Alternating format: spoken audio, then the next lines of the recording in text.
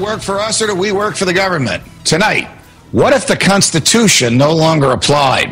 What if the whole purpose of the Constitution was to limit the government? What if Congress's enumerated powers in the Constitution no longer limited Congress, but were actually used as a justification to extend Congress's authority over every realm of human life? What if the president, meant to be an equal to Congress, has instead become a democratically elected, term-limited monarch? What if the president assumed that everything he did was legal just because he's the president? What if he could interrupt your regularly scheduled radio and TV programming for a special message from him? What if he could declare war on his own? What if he could read your emails and your texts without a search warrant? What if he could kill you without warning? What if Supreme Court justices no longer looked to the Constitution to determine the constitutionality of a law, but rather simply to what justices who preceded them thought about it? What if the rights and principles guaranteed in the Constitution have been so distorted in the past 200 years as to be unrecognizable by the founders? What if the 50 states were no longer sovereign entities, equals to each other, and parents of the federal government they voluntarily constituted? What if the states were mere provinces of a totally nationalized and fully centralized government? What if the Constitution was amended stealthily, not by constitutional amendments duly ratified by the states, but by the constant and persistent expansion of the federal government's role in our lives? What if the federal government decided if its own powers were proper and constitutional? What if the Constitution were no longer the supreme law of the land? What if you needed a license from the government to speak, to assemble, or to protest against the government? What if the government didn't like what you planned to say, and so it didn't give you the license?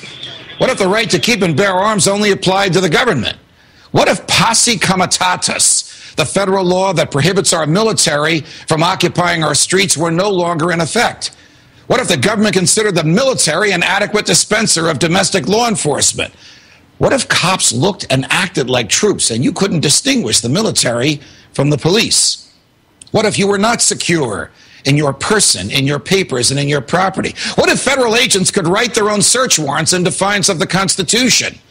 What if the government could decide when you were and were not entitled to a jury trial? What if the government could take your property whenever it wanted? What if the government could continue prosecuting you until it got the verdict it wanted? What if the government could force you to testify against yourself simply by labeling you a domestic terrorist? What if the government could torture you until you said what the government wanted to hear? What if people running for president actually supported torture? What if the government tortured your children to get to you? What if government judges and government lawyers intimidated juries into convicting the innocent? What if the government could send you to your death and your innocence meant nothing so long as the government's procedures were followed? What if America's prison population, the largest in the world, was a cruel and unusual way for a country to be free? What if half the prison population never harmed anyone but themselves? What if the people had no rights except those the government chose to let them have? What if the states had no rights except to do as the federal government commanded? What if our elected officials didn't really live among us, but instead all had their hearts and homes in Washington, D.C.? What if the government could strip you of your rights because of where your mother was when you were born? What if the income tax was unconstitutional? What if the states were convinced to give up their representation in Congress? What if the government tried to ban you from using a substance in your body that is older than the government itself? What if voting didn't mean anything anymore because both political parties stand for big government? What if the government could write any law, regulate any behavior, and tax any event? The Constitution be damned. What if the government was the reason we don't have a Constitution anymore? What if you could love your country but hate what the government has done to it? What if sometimes to love your country you had to alter or abolish the government? What if Jefferson was right? What if that government is best which governs least? What if I'm right? What if the government is wrong?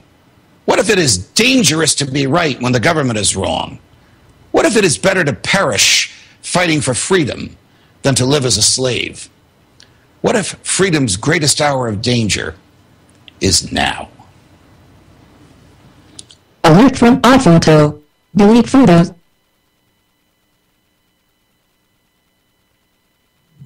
Well, I didn't expect my iPhoto to say that to y'all. What if speaking the truth got you fired from your job. That speech you just heard was Andrew Napolitano, Judge Andrew Napolitano. That was the last thing that he said before he walked off his set on Fox News after they fired him. Good evening, everybody. This is Boiler Room Radio. You're listening to live radio for the next hour. Well, 54 minutes now. I had to give the judge that time. I've always respected that man from the first day I saw him and heard him speak. Even though he's on Fox, he speaks the truth. And he's a constitutionalist, and he knows what he's talking about because he lived it his whole life. The guy over there in Virginia that passed that video to me, his name's Lance Musser. He's my sidekick here on this show. Boiler Room Radio on UCY.TV. Good evening, Lance. Good evening. That's some spewing truth right there, right? Yeah, it is. Yeah, it is. I posted that earlier just because, I remember hearing it and I've heard it before. But there's a few people that speak the truth that you could hear twice. Oh, you could listen to that every day because it's like Jack said in the room. It's exactly what we're living right now in 2014. Yeah, if you posted that every day on your wall and somebody new saw it every day, then you're helping to wake somebody up. That's right. That's right. So how's everything over there with you? I know you're back to 99.5%. Yeah, I am back to 100%. I'm back out in Seaford this evening. My mom went up to D.C. My dad didn't come down. He got out late from work. So watching the tide come in from the Chesapeake Bay on the canal here, and I think I'm going to take the canoe out and do some flounder fishing. So everything's all right now. All right. Taking care of the old doggy? 2 of them. Yeah, puppy, Cocker Spaniel, and then a 15-year-old Springer Spaniel. Very nice. Yeah. I am a tired mofoer. Yeah, you did a lot today. Yeah, I did. What'd you do? Putting the shake on the side of my house. I got one side done. I got the driveway side done a couple days ago.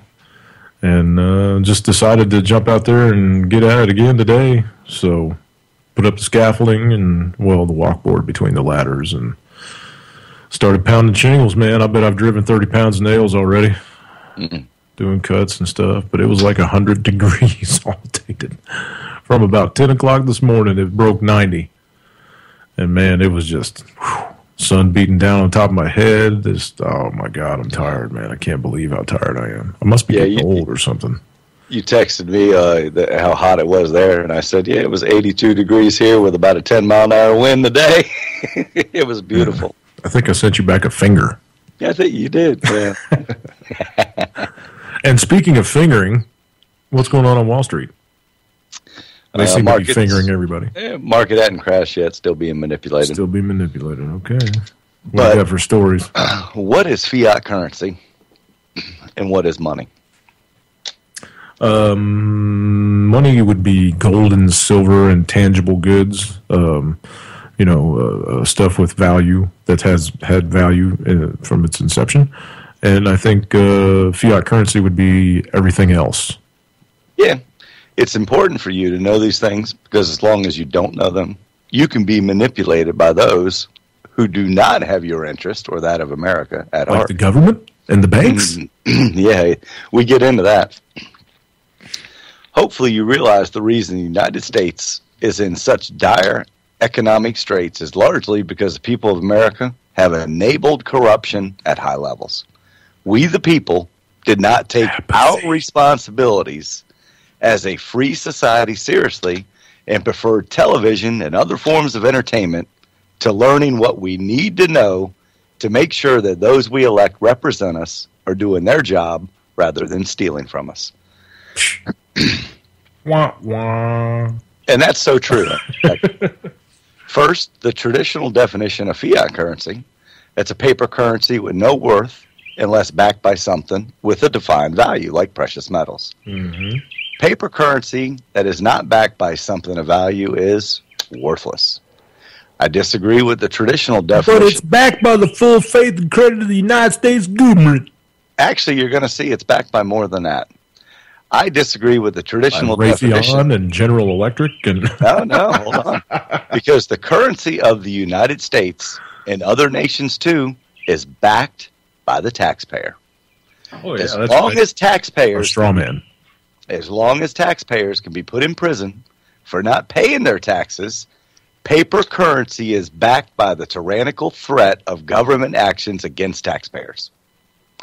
As long as the government can penalize your bank account, and it can under Dodd-Frank, in your IRA or your pension, and it can, the fiat currency controlled by the Federal Reserve System is not a worthless fiat currency.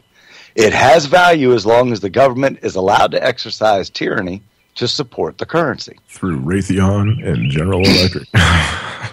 The fiat currency of the United States is backed by the sweat of working people and their fear of the government.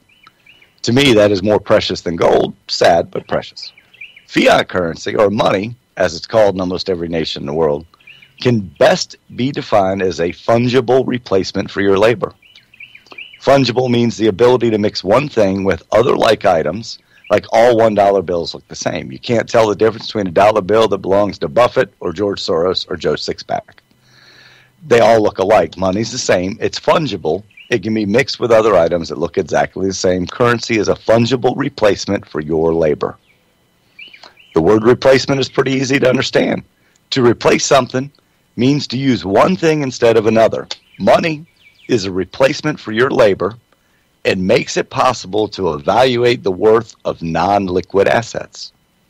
A good example of a non-liquid asset is your home. It has value, but you can't write a check on it like you can your checking account.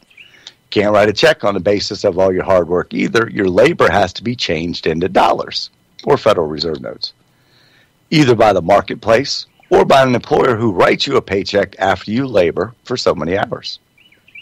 Is that making sense so far? Yeah, very convoluted, but yeah. Sorry, I was stretching. Money is the medium exchanged in the marketplace and puts everything on the same footing. A billionaire may have more dollars than a middle-class family, but the dollar bills all look alike, and they're all worth the same number of pennies, nickels, dimes, etc. Money makes it possible for you to trade with ease. Barter, of course, is one of the oldest forms of money. Everybody knows that. That's why we have money. Fiat currency may be Federal Reserve notes, and no longer use bartering as a replacement for our labor because, we do have that money now. So the purpose of money is to equalize things between all people, and we use money as a median, which is why I say money serves as a replacement for your labor.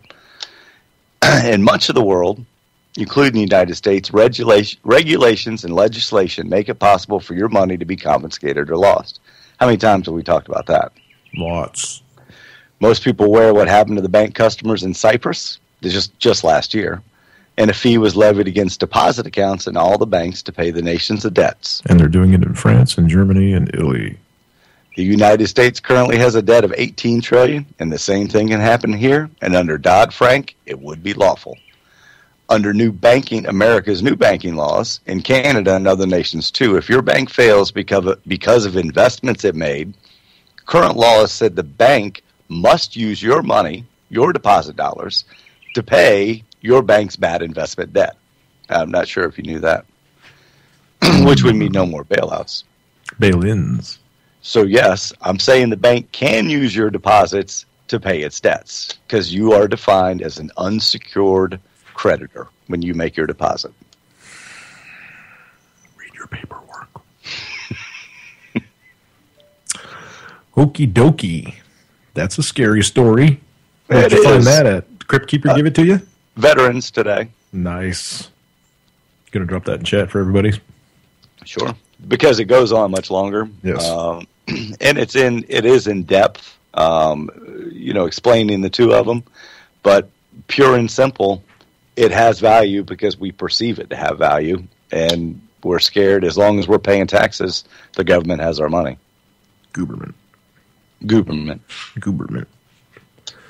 Whew. What else you got? Hope it's a happy story. No, nothing else. No. Nothing else?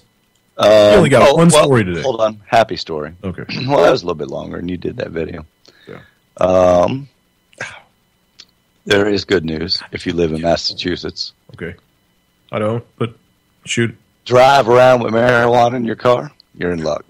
Thanks to a 2008 vote to decriminalize small amounts of marijuana in the state, Massachusetts police officers can no longer rely on the odor of unburnt marijuana as probable cause to justify a vehicle search. It passed in 08. What are they just now getting around to it for?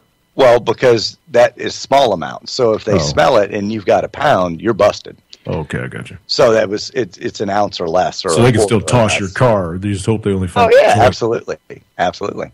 So the state Supreme Court said today, even if the smell is strong or very strong, you still can't justify a vehicle search. The court had already decided in 2011 that the smell of burnt marijuana was not in and of itself sufficient evidence to stop pedestrians or search a car. The court said in 2000 that it would be legally inconsistent to allow police to make warrantless searches after they smell burning marijuana when citizens had decided through a statewide referendum that the law enforcement should focus their attention elsewhere. In sum, we are confident, at least on this record, that a human nose can discern reliability in the presence of criminal amount of marijuana as distinct from an amount subject only to a civil fine. So they're saying, basically, your nose can't tell the difference between a quarter and a pound, so you can't search anybody's car anymore. So I don't smell anything. That's good news for them. I don't smell anything. Officer, you're high. Am I free to go? Am I being detained? Am I free to go? What's the emergency? Can I help you? That's right. Yeah, what's the emergency? I think you had your lights on behind me. That's a great story. No more sniffy in my window, cop. Back off. 3 feet. This is my personal space, man. So it's the smell of burnt or unburnt at this point. So you can walk around with a joint tucked behind your ear all the time. Yeah. Yeah. Because they already said at first that the smell of burnt marijuana wouldn't justify it, but unburnt would, because then at that point you're, transporting it. Yeah. Right. Intent to deliver. Right. So they just said, hey, no, that goes against that. So I'm betting that they all get high themselves, or else they wouldn't have voted that way. Cops got the best or their dope, kids man. do. Or their kids do. When I was in high school, all the cops' kids had the best weed. That's a no-brainer. I mean, that's funny. Yeah. So, and they always took our beer when we got stopped. They all, like if we were out 17, 18 years old, running around, cruising around, or whatever, right before I went off to the service and stuff, got stopped. 2 cases of beer in the trunk. They took it. They didn't make us dump it out. They usually made us dump it out. But the last time I got stopped, they took the beer. So, and it wasn't held as evidence because they didn't write me no ticket or nothing. They just said, go home and let us see you tonight. They don't do that now. No, that was way back. Yeah, I know. I was boating out on when I was in high school. So I was 18, and we were boating. There was about 6 of us. I was the oldest one on the boat, and we had a case of beer, and we were waking in a no-wake zone. Oh, my God. And the frickin' Virginia Marine Patrol pulled us over, and there were open beer cans in every cup holder on that boat. And I was the oldest one at 18. And they made us open them up and pour them all overboard and promise no more waking in the wake zone. You think that shit would happen nowadays? You'd probably get tased and thrown in the water and dragged off. You'd get your boat confiscated for that. Right. They got money. They'd impound that and charge money to get it back. Criminals. Well, you got to pay the piper. I reckon. Hey, we'll go over here and hit some videos now. It's Friday, so Scott's got one out. And I haven't seen anything from Manarino yet. I don't know. I'll have to click on his thingy and go straight to him and see if. But we'll see. Scott's 2 minutes and 23 seconds. Hello, this is Scott, and this is the Hyper Report. Here are the quotes for various items. First, liquidity. Just 2 weeks before a bank run, IMF geniuses declared Bulgaria banks as safe. In a matter of hours, several $100 million were withdrawn. Afterwards, the EU Commission geniuses announced that Bulgaria had high levels of liquidity compared to their peers. So if Bulgaria with high liquidity can have bank runs, how about the other European banks? Well, at least deposits are safe elsewhere.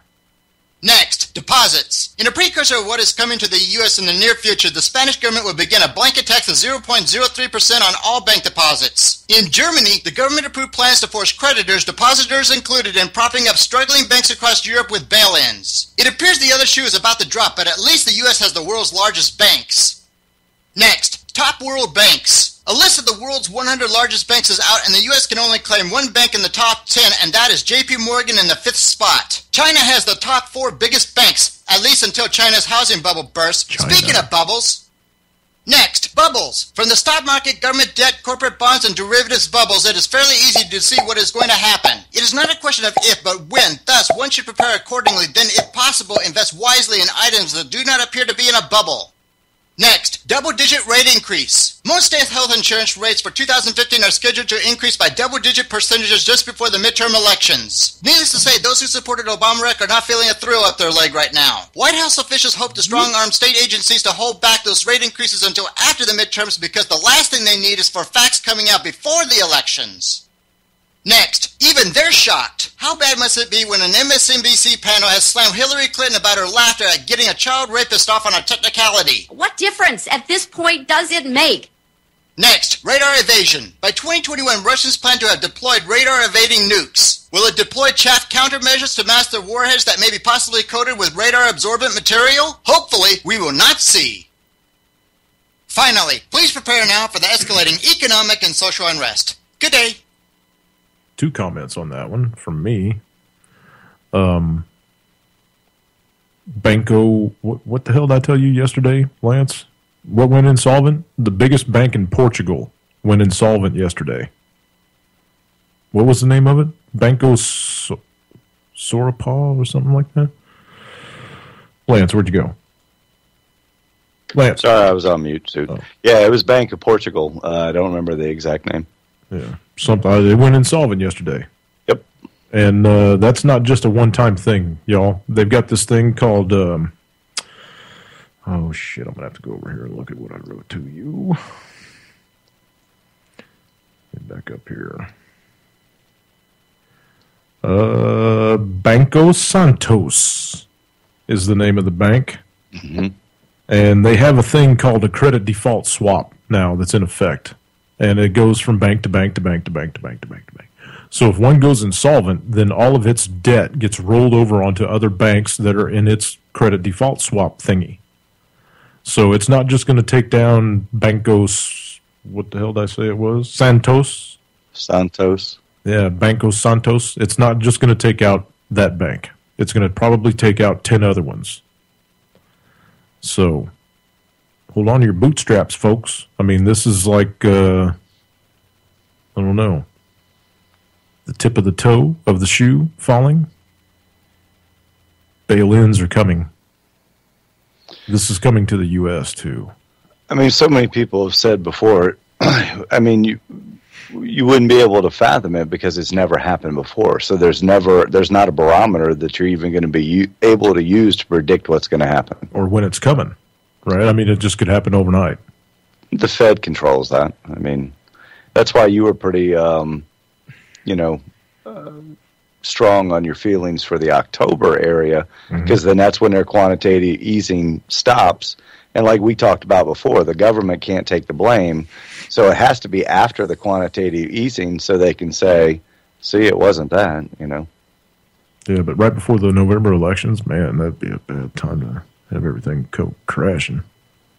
Well, you mean midterms? Right. There's no election, I mean, other than midterms. Right. There's no important elections. No, well, there's no important elections anyway. But I told you I'm going to the voting booth this time with a sign says, your vote doesn't matter, turn around. Are you really? I'd like to see that. I'm thinking about it. I know I'd make the news local. I wouldn't ever make any other big story. Press don't want to see that. No. Nothing at all from Greg Manarino today. Well, I'm sure nobody's feelings will be hurt. No. He's probably out crying. Hopefully he lost something yesterday. and he ruined his shirt crying and he had to go out and get a new one. Yeah. We'll drop some Vice news. Sure. You got an update on that earthquake? Not yet. Oh, all right. I doubt they even talk about it. It's Friday, July 11th, and here's some of the news This came beyond out the this headlines. morning. Yeah. About 1,300 Mexican and Central American migrants were left stranded in the middle of nowhere when the cargo train they were riding to get to the U.S. derailed. The train came off the tracks in the southern Mexican state of Oaxaca. Emergency services say nobody was seriously injured and that heavy rain may have caused the accident. Migrants often hop on top of the train's cargo cars in the middle of the night to hitch a ride. It's nicknamed the Beast and the Train of Death and has derailed several times in the past. Many of those migrants could be turned right back around if they make it to the border. Yeah, During a right. meeting in Guatemala City, U.S. Homeland Security Chief Jay Johnson told regional officials he wants to speed up deportation hearings to try and put a stop to the recent cross-border the surge. guy that He said was minors before, aren't exempt. The children who make it to our border will be taken care of while they are in our custody, but in most cases they are unlikely to qualify for any sort of humanitarian relief, and under our legal process, they must be returned home. Oh, shit. Sorry. But yeah, what were you going to add into that? I forgot. You said this is the dude from what? Oh, that was the guy that was on CNN the other night that said, those kids are going back home. You know, their parents need to know they're not staying. Wah, wah, wah, wah. Yeah, sure. Yep.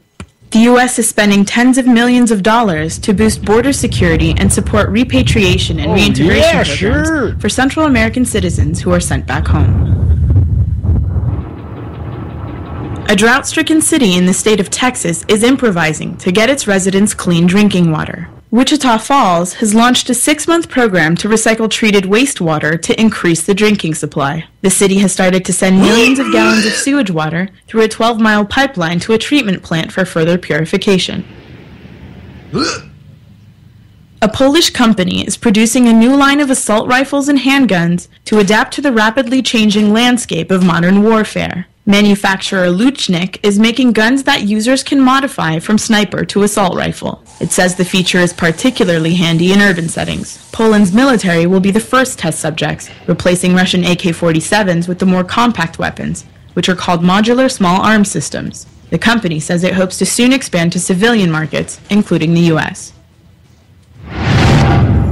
Check out the Vice News YouTube channel for more original reporting and documentaries from around the world.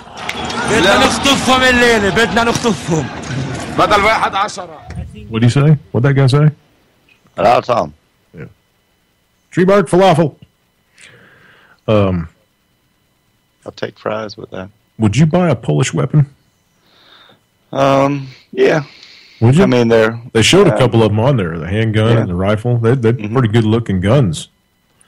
I imagine they're all chambered in 5.56 NATO and probably 45, I'm guessing, for the handgun. I don't think they go with 9mm anymore. I think the Polish have 40 caliber, maybe. They've been unfairly the brunt of Polish jokes their whole life.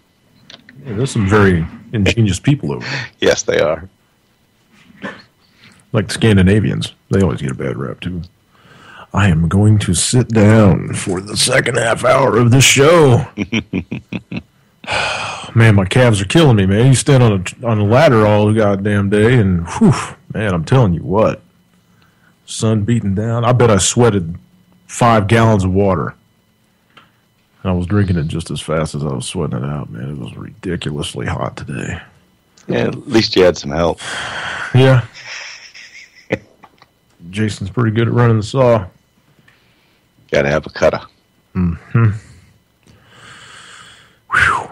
But going up and down the ladders and grabbing wood and going up and back down and filling the bag with nails and phone ringing, and right when you get to the top of the ladder, you got a paintbrush in your hand, a can of paint in the other hand, a phone ringing. Oh my God, man. Very frustrating day. But I digress. You got any other stories over there for after the... not necessarily a story, but I got a comment, and I'll get your take on it, because you post a lot of RT stuff. Mm-hmm. Everybody knows RT. And I saw, and I think I might have posted the link, but I saw a good article that showed 20 photos that RT put on their site and purported to be something different than what it was. And they were using photos from like China, India, different conflicts around the world. And it was pretty convincing. So, you know, if anybody follows RT, what about CNN? I give them about as much credibility as Fox CNN and ABC MS. I there was them in the same category. Let's see, it was ABC, NBC, Diane Sawyer. Who is she mouthpiece for? Mm-hmm. One of the Alphabet News networks. Right. So. Okay. I can't remember which one. It's either ABC, NBC, or CBS. ABC. Okay. So Diane Sawyer the other day was showing, they were running some B footage behind her or something, or on the screen while she was yapping. And she was claiming that the damage was in Israel. And it was not. It was a run down the Gaza Strip where they'd been blowing people apart. But she continued on with her diatribe that all this damage was done in Israel from the rockets to Gaza. And everybody sitting in front of their TV believed it. Exactly. Believed it. And that's when I put RT now in the same category. I mean, and I remember seeing some of the stories. You're going to have to show me that clip, man, because I don't All right, I will. If it came from some alphabet soup bullshit, it's the propaganda is so thick out there, man. I don't care. The stories that I post, the stories that I tweet out, I usually have 2 or 3 different links that I go verify before I drop them. Oh, and that's fine. I drop Fox stories every once in a while, but I mean, I'm putting them in the same category as our mainstream media now, because they're all propaganda. Yeah, taken with it's just like before it's news. You got to question everything you see on there too. Oh yeah, but you get to a point, and I don't think I'm special, but you get to a point where you can. You're special. Where you can read the story and you can pretty much tell whether or not it's BS or not. I mean, you can. Once you've been awake for so long, you can see through the hoaxes. You can tell when you hear it. You can tell by who's writing the story. You mean like the RFID chip in the tooth story? Go ahead. I saw a lot of credible people that I followed on Facebook that were passing that off as a real story. And I didn't comment on it, but I was like, is this for real? And, there is no University of Wisconsin, whatever the hell they call it. That school doesn't even exist. So, yeah, the whole dental work containing RFID chips since 2005, and 1 in 5 people or 1 in 3 people has one already is bullshit. And see, that's how the internet's, misinforming so many people also. That was probably an NSA troll put that out, and he's sitting back there going... And don't get me wrong, I'm sure I've believed many stories that turned out to be false later, too. I can think of a few, so... but I think I get more right than I get wrong, so... As long it's like a batting average in baseball, I'm okay with not batting 100. You know what? Even if I'm wrong, I'll admit that I'm wrong. I don't care. I try to pass as much information as I possibly can. I try to verify it and vet it as best I can, but I'm not a fucking reporter. I'm just out on this mic talking. That's all I'm trying to do. I'm trying to wake some people up. I'm trying to hit it from a Joey Bag of Donuts perspective. I don't wear a suit and tie ever. The last time I wore a suit and tie was when my dad died, I think. So mine was yesterday or the day before. Yeah, well, I mean, you're in a whole different world than I am. For a little while. Mm-hmm. Pretty soon you'll have a red T-shirt on that says, "My name is Carl." And actually, I got the, as of today, I'm an officially kind of an employee of Advance Auto Parts, too. Nice. As their commercial sales manager. Nice. So there's 60 accounts. So I get to prospect and talk to people all day long, just like I do every day. Okay, let's see. I'm looking for anything updated on the Fukushima quake. But you said that they were, I don't see any updates. The RT is the latest story that I see, but no tsunami damage is expected. So they're not expecting one as big as the 9.0 that hell no. wrecked Fukushima. But when you said to me earlier that they were ordering evacuations, and I'm like, evacuations of what? Have you seen the place? It's flat. They haven't rebuilt anything there. Well, there was a lot of people going back to living Fukushima Prefecture. I mean, the prefecture is pretty large, actually. Yeah, and they were going back because when they evacuated out after the first one in 11, they left everything behind. Some people left their pets, they left their cattle, they left their chickens, they left their, everything. So people were going back, and some of them went back, stayed.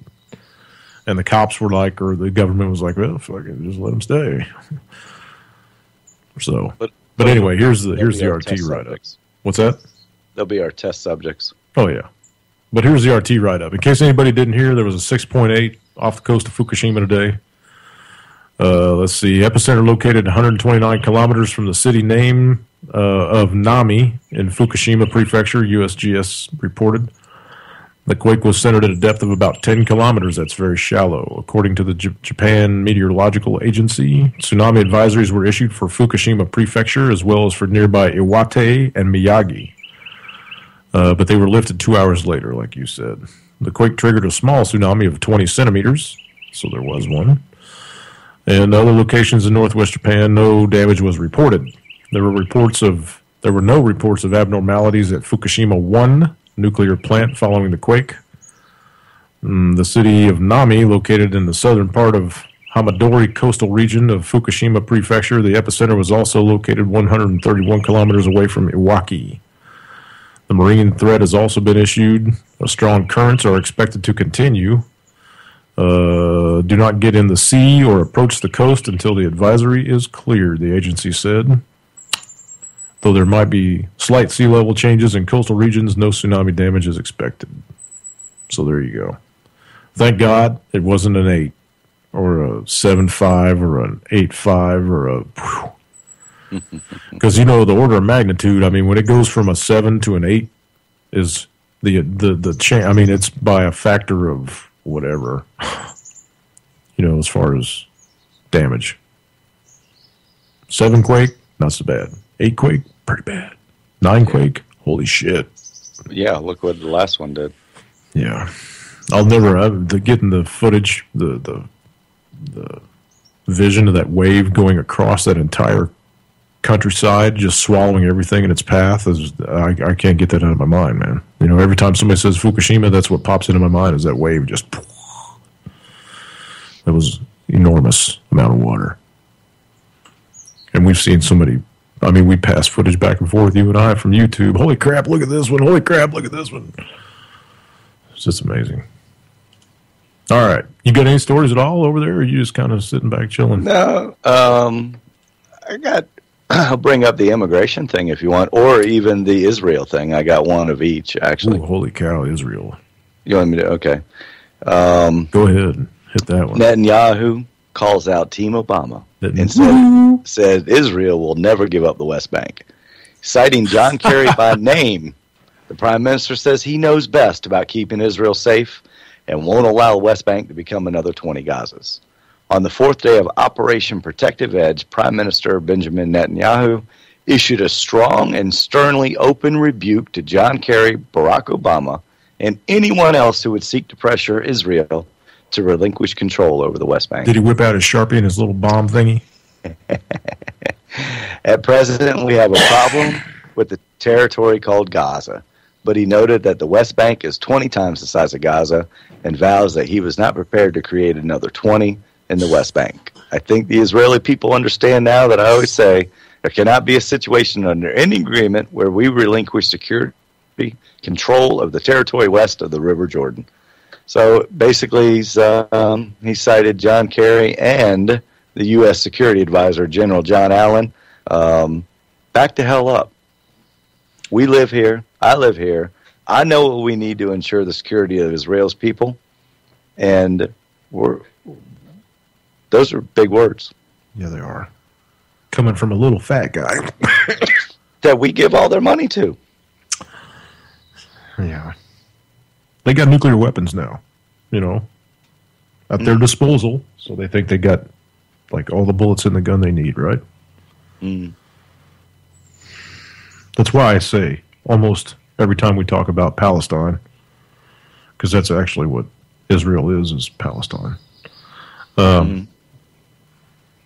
I wish that we would give the Palestinians the money that we give Israel just for 1 year, because they wouldn't waste that money.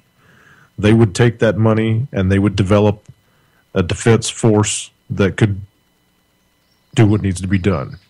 It's a strange relationship. I mean, it's that strange we have with Israel. That how many American citizens are pro-Israel, not even knowing any of the oppressions that or genocides or no, because they watch CNN and NBC and ABC, and any apartheids that they're causing themselves. It's just amazing. But it's the same people who think we don't do any wrong either. So I mean, when is a war crime not a war crime? When Israel or the U.S. does it, I guess. That's pretty sad. It is. I mean, we call everybody else out on theirs except them and us. Yep. Because when the world calls us out in UN security sessions, we veto the vote and get Britain to abstain. I've talked about that earlier. Mm-hmm. All right. What's your other story? You said you had another one? It's not even a story. It's a comment on the immigration thing. Okay. And Kim, that's Chuck's wife, right? Right? Yeah. She mentioned, got one sentence, two sentences out, that night that she was on the air, and said, it's a smokescreen, look past it. And that was really it. We didn't talk a whole lot about it. Right. But the more I listened to the kids after us on Wednesday night, Nick Burnaby, yeah, and his co-host,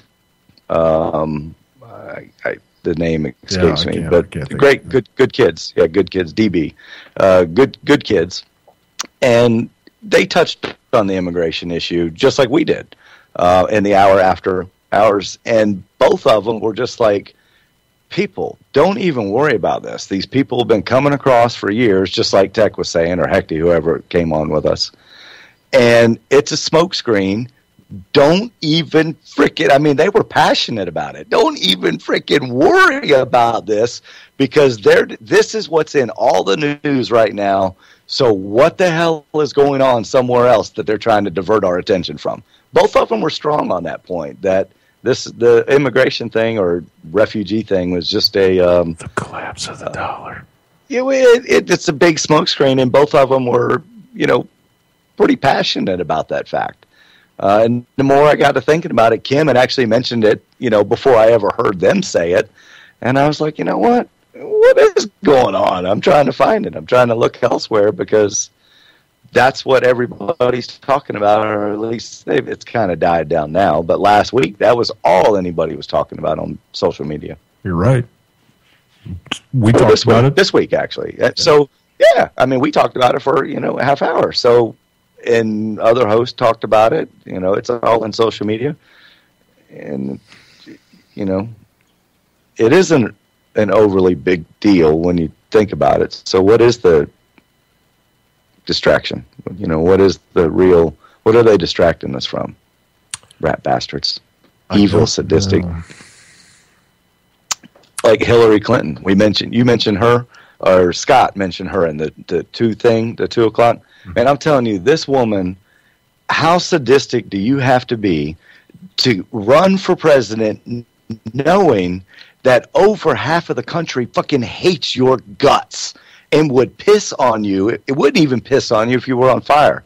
She's not going to put herself through all of this humiliation, degradation, dragging her name through the mud without being selected, without winning.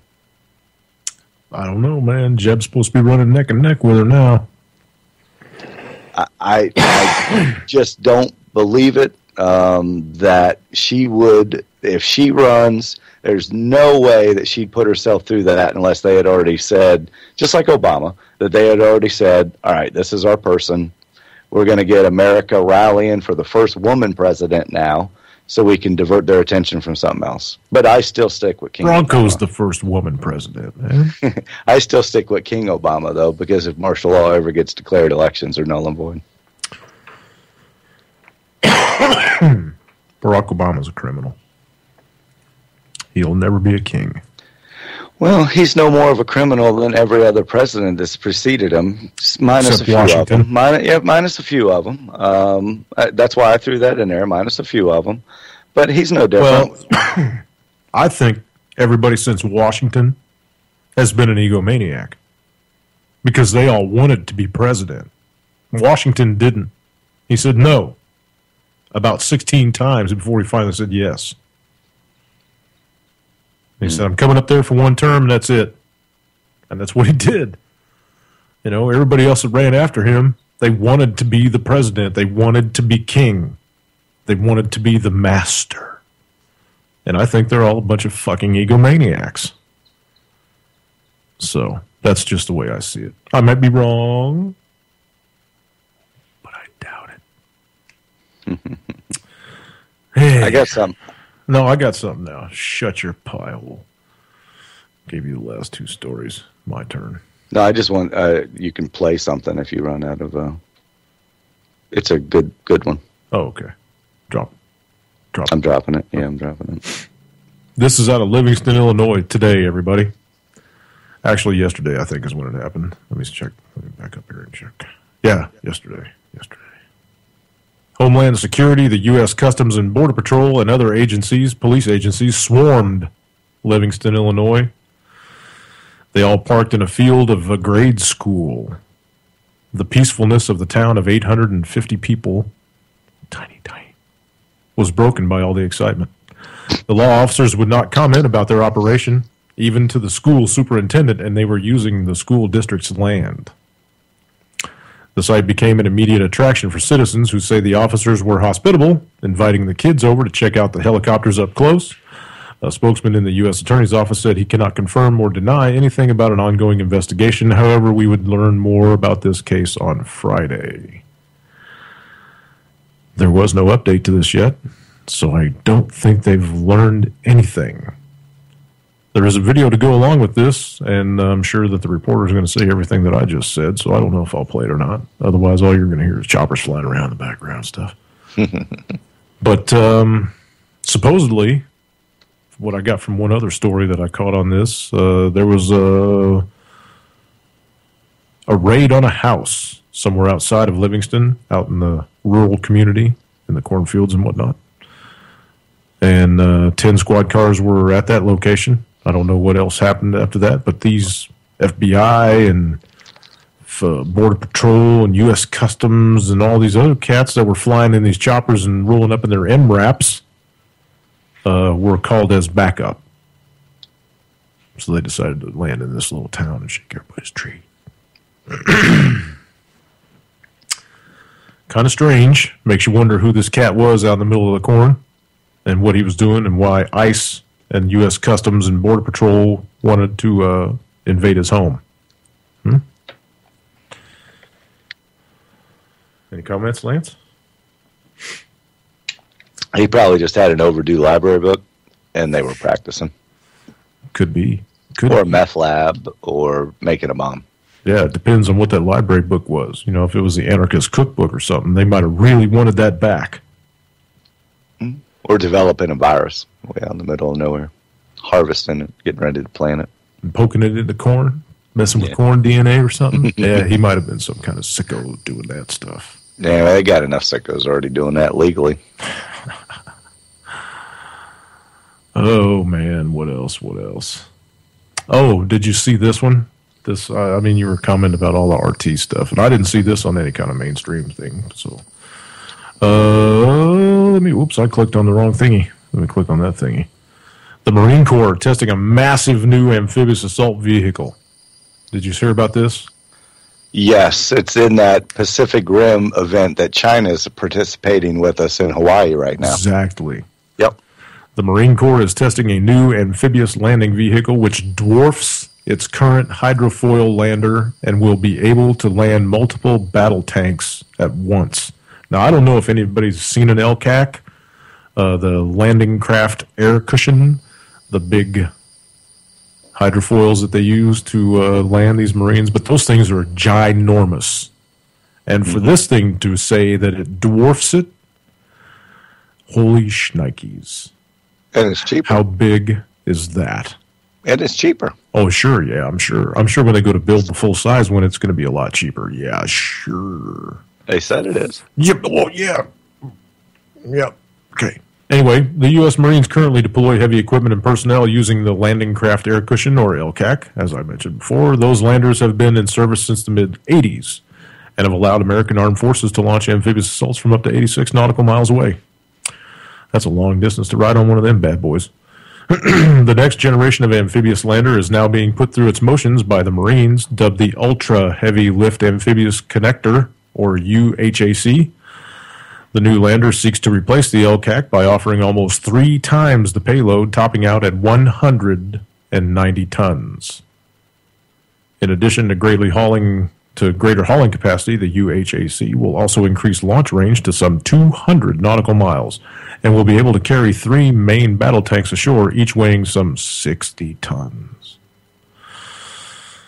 The UHAC looks to be significantly different than the current air cushion technology, essentially an inflatable skirt that reduces friction against the water, instead opting for huge runners made up of low-pressure captive air cells contained within foam casings. Thanks to these runners, the UHAC should also be able to move across difficult terrain, including marshes, mudflats, and even seawalls up to 10 feet high. Sounds like they're going to invade New Orleans. The downside to the UHAC will be reduction in speed to 20 knots, half the speed of the LCAC. The new lander is currently being tested using a smaller test variant, the Marine Corps training area below Bellows on Oahu Island, Hawaii. That's where Hawaii is, where it is taking part in the Rim of Pacific exercises. Despite the slower speed, another advantage offered by the UHAC is projected unit cost, which should be half that of the long-service LCACs, whose purchase price ranged from $45 to $75 million. So, half that, right? Sure. I see them costing $150 million a piece, twice what an LCAC costs. Have you seen the damn thing? I mean, this is just a little mock-up one where the dude's standing in front of it, but damn, have you seen that? Yeah, I saw the story. Little thing, and it only goes 20 knots now, so it ought to be really, really easy to hone in on with some artillery from shore. Yeah, I wouldn't see why not. Blow a couple of those pontoons off, the thing's going to flip over and go upside down. Yeah. Because see, with the LCAC, you can blow holes through that skirt because those fans are pushing so much air that unless it completely rips out one side of it, I mean, you can take small arms fire, they can shoot holes through that thing trying to sink it. Shit, it's not going to sink. Right. I'm not so sure about this thing. Looks like a big bug. Anywho. It's pretty big. Yeah, it's pretty big. And that's just the small one. That's just the mock-up version. They haven't made the big one. Yeah. Because that's not bigger than an LCAC, I can promise you that. Those LCACs are huge.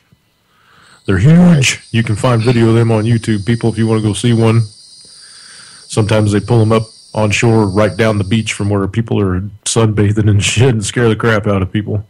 Yeah, I've seen videos of them doing that. It's pretty funny. Mm-hmm. Okie dokie. Next.